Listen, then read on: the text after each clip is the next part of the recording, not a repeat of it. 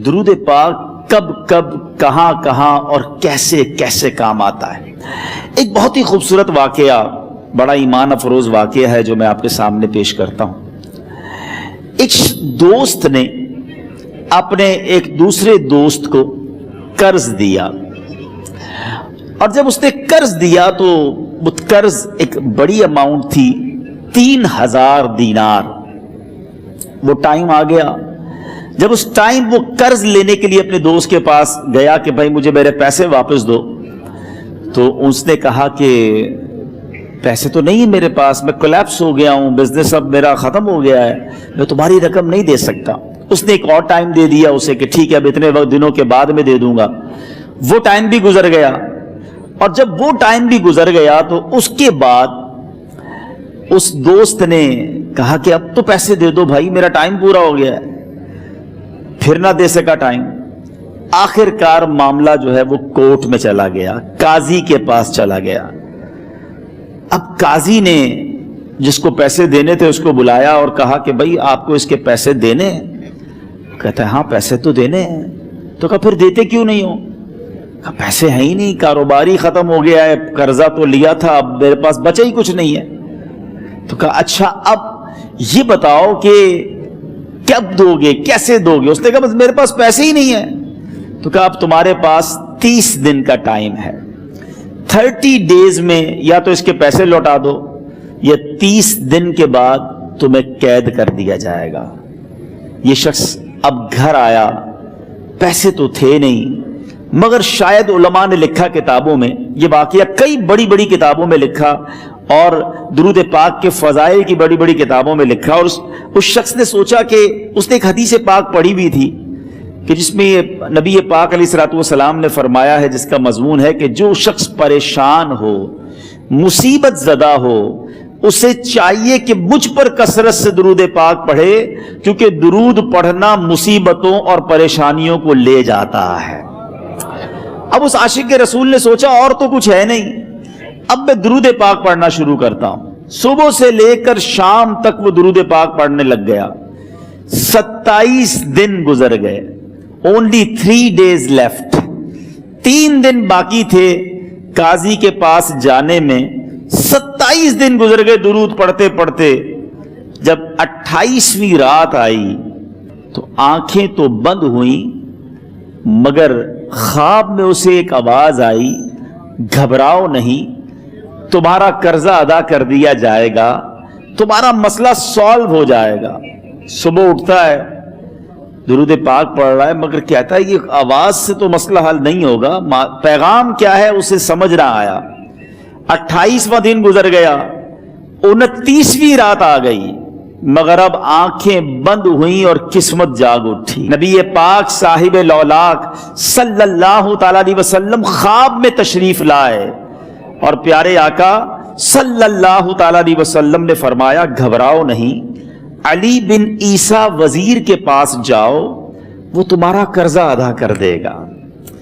اب یہ عاشق رسول صبح اٹھا تو ویری فریش، حشاش بشاش کہ اب تو کام ہو گیا، نبی پاک نے خواب میں آ کر بشارت دی ہے۔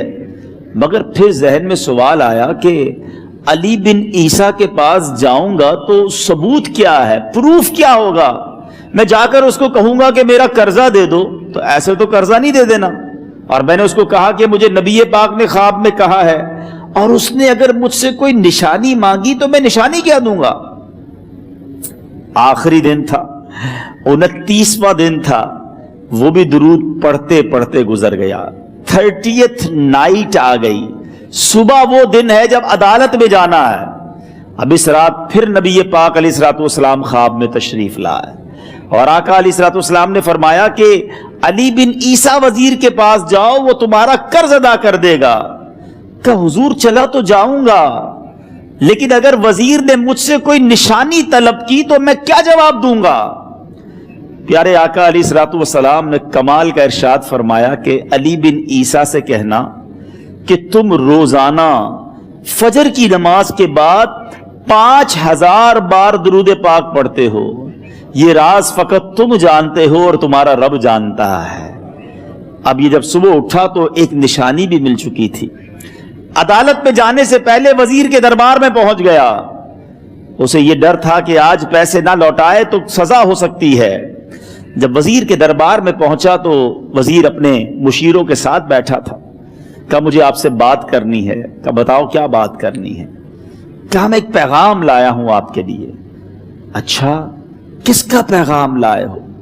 کہا میں نبی پاک جناب محمد مصطفیٰ صلی اللہ تعالی علیہ وسلم کا پیغام لایا ہوں. وہ عاشق رسول وزیر تھا. کہتا ہے بتاؤ میرے آقا نے کیا پیغام دیا ہے؟ کہا حضور میں 3000 دینار کا مقروض ہوں. آج آخری دن ہے اور میرے آقا نے مجھے بشارت دی ہے کہ آپ سے کہوں کہ آپ میرا قرض ادا کر دیجئے. علی بن عیسیٰ کہتا ہے کوئی ثبوت ہے آپ کے پاس؟ ہے کوئی دلیل بھی ہے آپ کے پاس؟ میں کیسے مان لوں کہ آپ کو نبی پاک علیہ الصلوۃ والسلام نے بھیجا ہے؟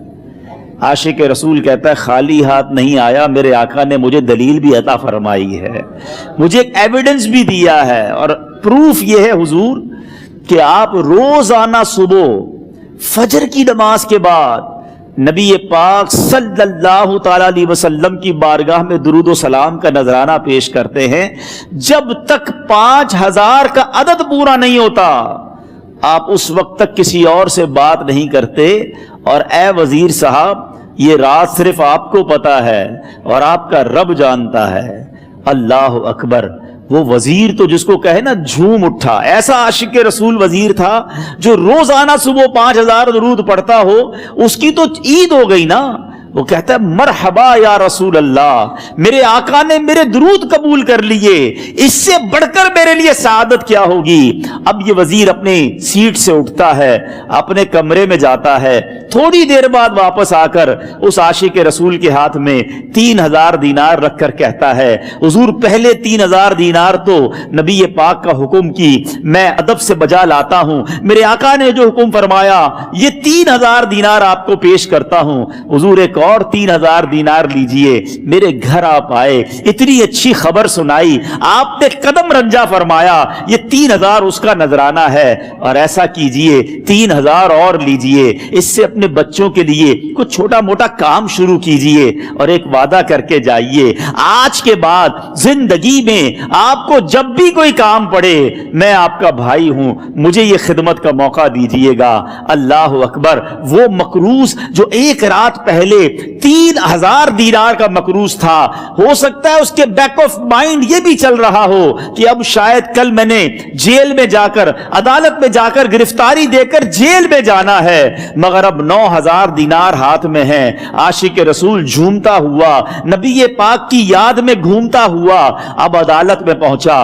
عدالت میں everybody expecting over there کہ آج اس نے آنا ہے اور آ کر کہنا یہی ہے کہ پیسے تو نہیں ہیں، گرفتار کر لو. مگر جا کر اس عاشق رسول نے 3000 دینار جج صاحب کے ہاتھ میں رکھ دیے. قاضی کہتا ہے پہلے تو یہ بتاؤ پیسے آئے کدھر سے؟ تم تو کہتے تھے غریب ہوں، تم تو کہتے تھے کاروبار نہیں ہے، ایک مہینے میں اتنی بڑی رقم کا انتظام کیسے ہو گیا؟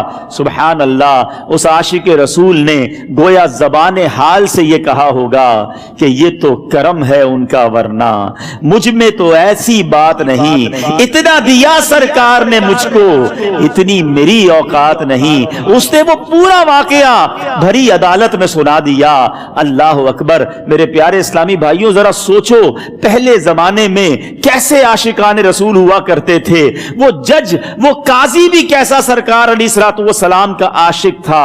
اپنی سیٹ سے اٹھتا ہے، بھرے دربار میں، بھری عدالت میں، وہ اپنے چیمبر میں، اپنے کمرے میں جاتا ہے اور تھوڑی دیر بعد واپس آ کر اس کے ہاتھ میں بھی 3000 دینار ہیں. اور وہ 3000 دینار جو ہے وہ اس عاشق رسول کے ہاتھ میں رکھتا ہے کہ سارا ثواب علی بن عیسیٰ کیسے لے جائے، میں بھی تو نبی پاک کا غلام ہوں، میں تمہارا قرضہ میں ادا کرتا ہوں. اچھا اب ایک اور عجیب سینیریو یہ بن گیا کہ جس نے کیس کیا تھا، جس نے دعویٰ کیا تھا، وہ بھی یہ سارا منظر دیکھ رہا تھا.